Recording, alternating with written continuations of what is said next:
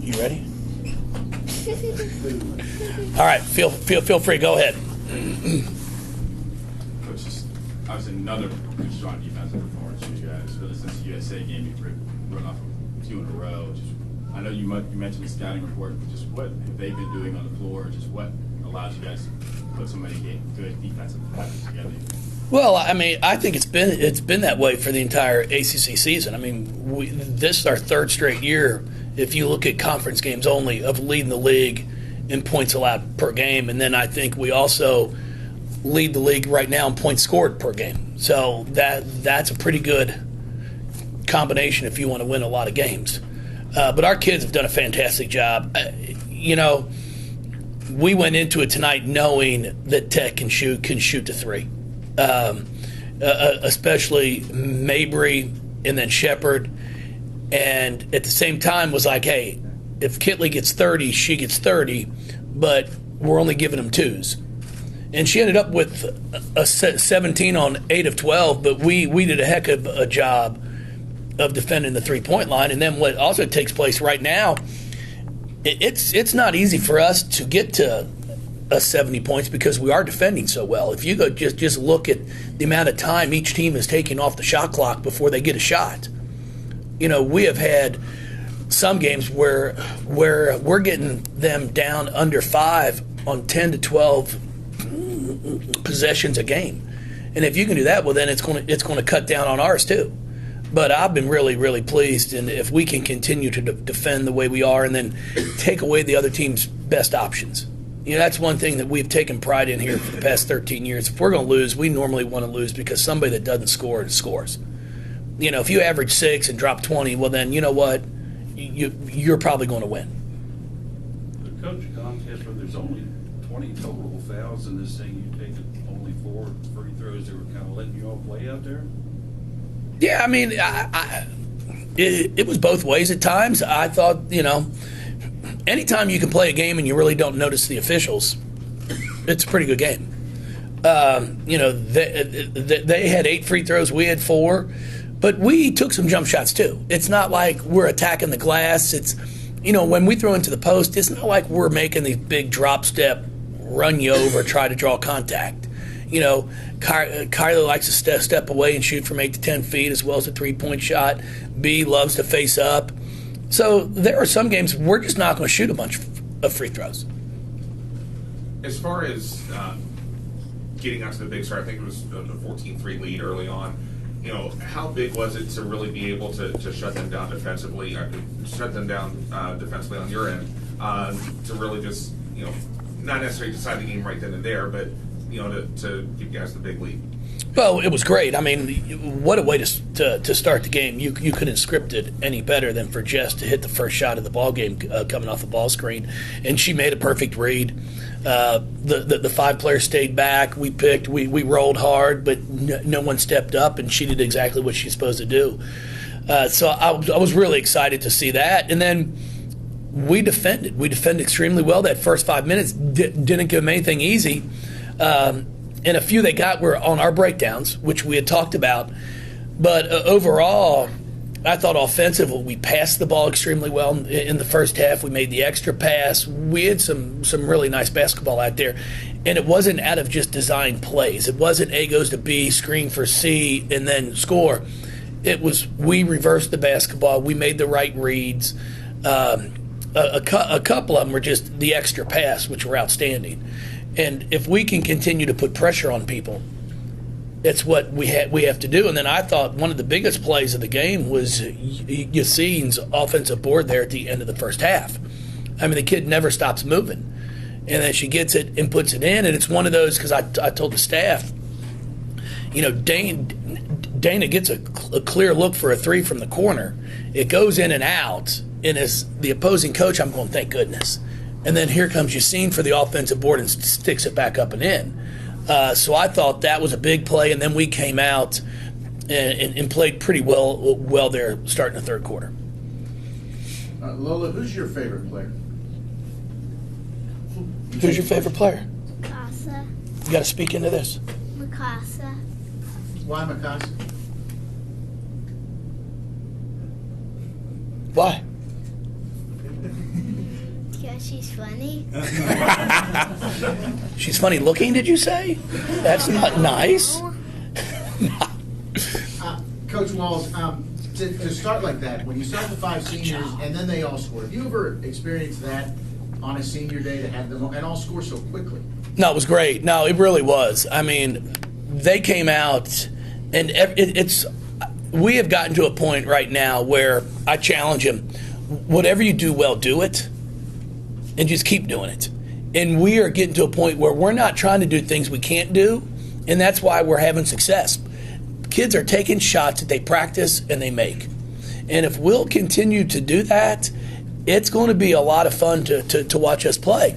Now, at the same time, I've said it all along, we're a ball club. If we come out and try and start doing our own stuff, we don't have somebody, like Asia Durr that can drop 47. So we have to play within our system, within our style, get up and down the floor, take good open shots, and then we have a chance to be really, really good because we do have about 6 or 7 that I think could get 15 to 20 on any given night. So I was so happy for all the seniors, especially Jess, and then Yassine, who, she came here as a grad transfer last year, was excited, and then boom, she tears her ACL. She bought into coming back for a 6th year, and then has just had an outstanding ACC season for us. I mean, we put her up for 6th player of the year, and I think she's right there to possibly win that award. I mean, that's just my opinion. But she's been as steady as anybody has coming off the bench for us. But you mentioned Kylie and Bianca inside, just their growth and presence. How much does that really kind of anchor what you guys do defensively? Well, it's huge. I mean, you get 15 points from Kylie, you get 8 from B. B goes 4 of 8 from the field. 4-7 really. I told her to take the 1-3 at the top.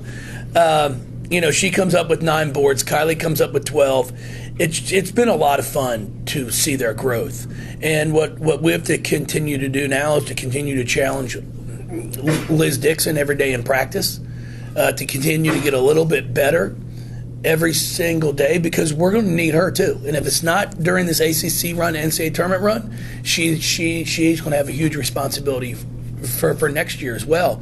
So I keep telling Liz, you've got the opportunity to learn from 2 that it was a process. They didn't come in here scoring 20. They've gradually gotten better year in and year out, and now they're at a point where they're 2 of the best post players in our league.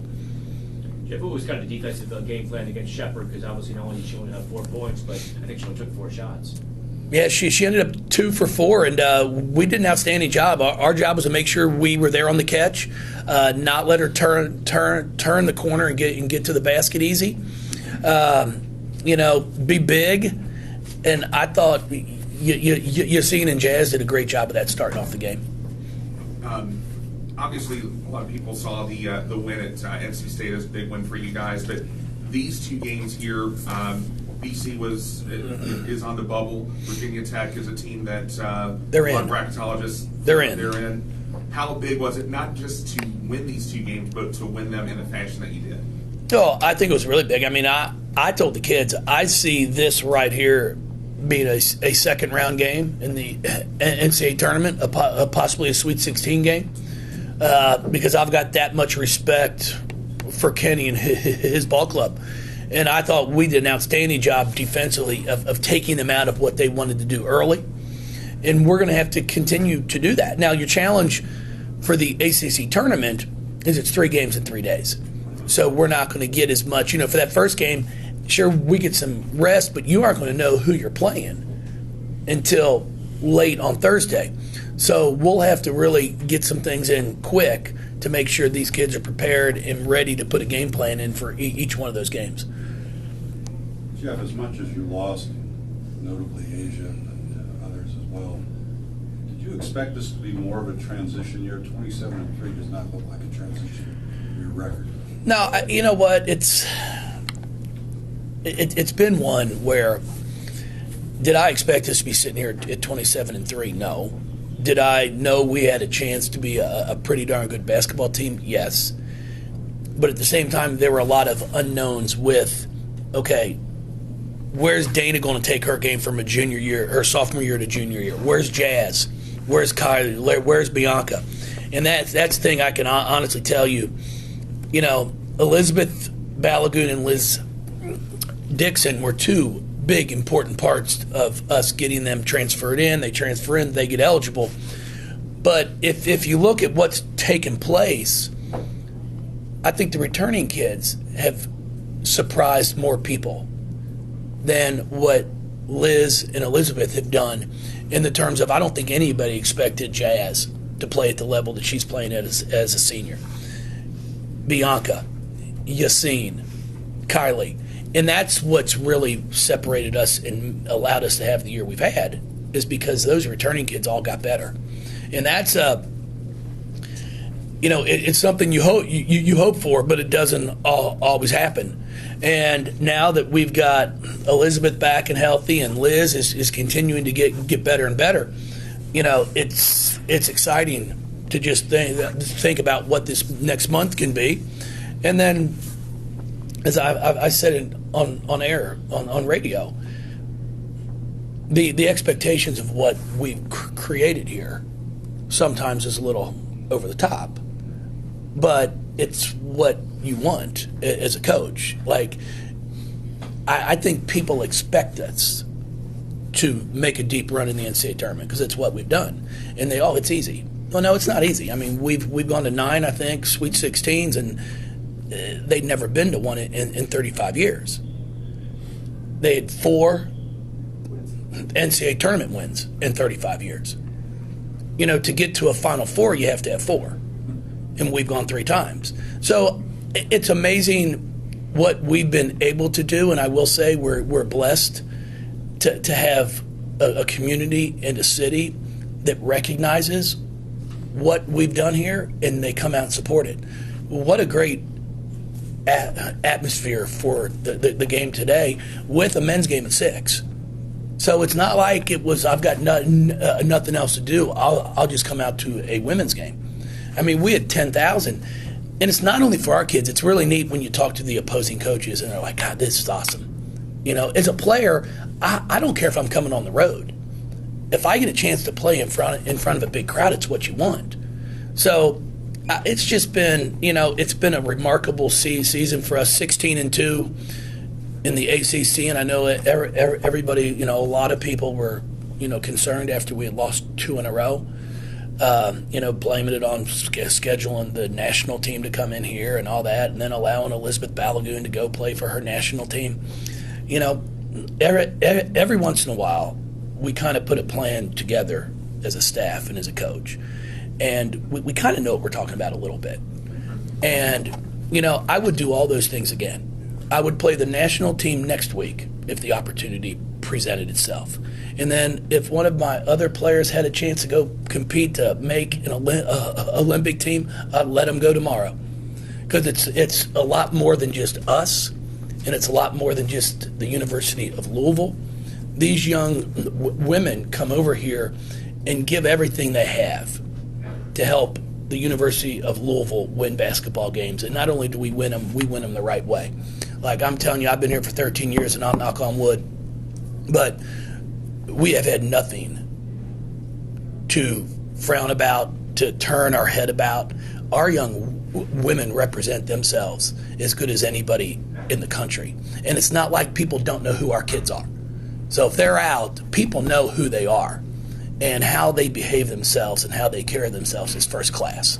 And I think we are an absolute bright spot the past 13 years to this athletic department, our university, and our city. And it's our young women that we recruit that come in here and represent that. As a follow-up about program expectations that you have now, are you getting a taste of what Gino has experienced? Not quite. He's way above that. I saw him on the road a few weeks ago recruiting. I think they had lost a game or 2.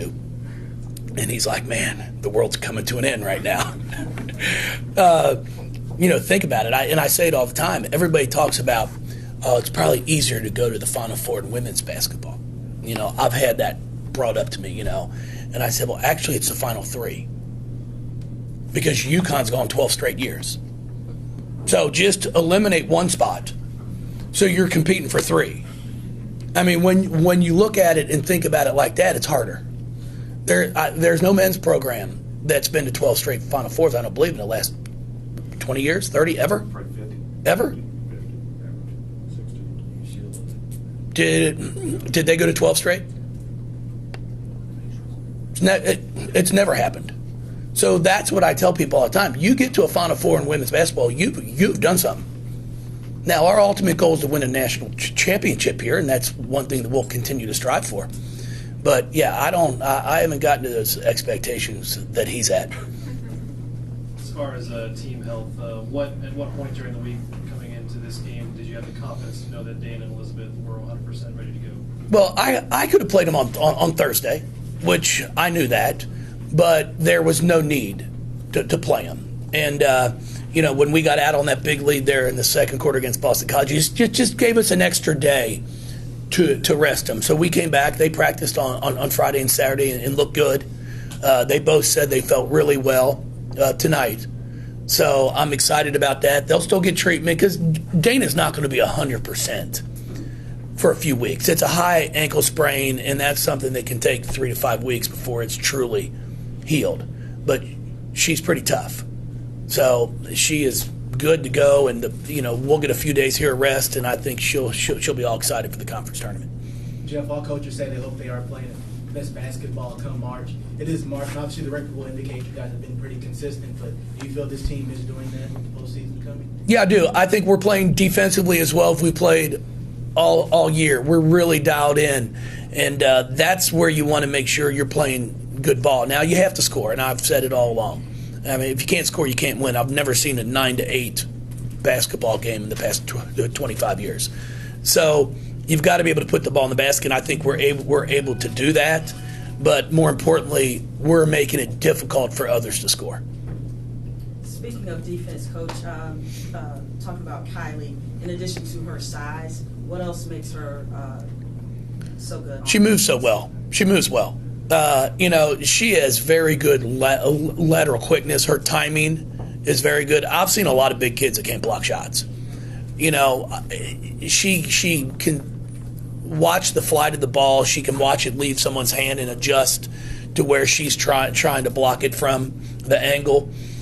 And she's really just taken pride in it. She's taken pride in accepting contact also. She's not backing up and allowing herself to get pushed so far under the basket that you can't block the shot.